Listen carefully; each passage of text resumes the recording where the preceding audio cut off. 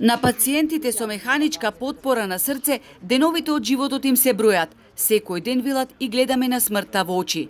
Пумпите кои кај 20-тината пациенти ја заменуваат работата на срцето, откажуваат и се во критична состојба. Бројот на пациенти впишани во Националната листа за трансплантација се зголемува. Најмладиот пациент е девојка на 29 годишна возраст. Додека чекаат трансплантација, некои веќе починаа. Животот буквално ни зависи од батерии и 5 метри кабел, укажуваат од Сдруженијето Храбро срце. Крајно време е, велат, националниот тим за трансплантација да се консолидира и нашите врвни кардиохирурзи да ја направат првата операција за замена на вештачка пумпа со срце од донор.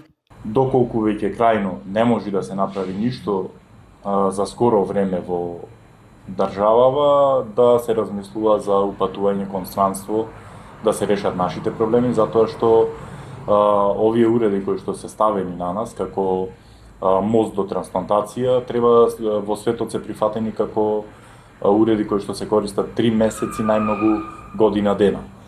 Ние повеќето пациенти во Македонија веќе ги носиме повеќе од 5 години, некои има и 6 години што ги носат, и нашите организми се крајно исцрпени. Лоцирајќи ги проблемите, директорот на Фондот за здравство Клековски уверува дека националниот координатор за трансплантација работи напорно.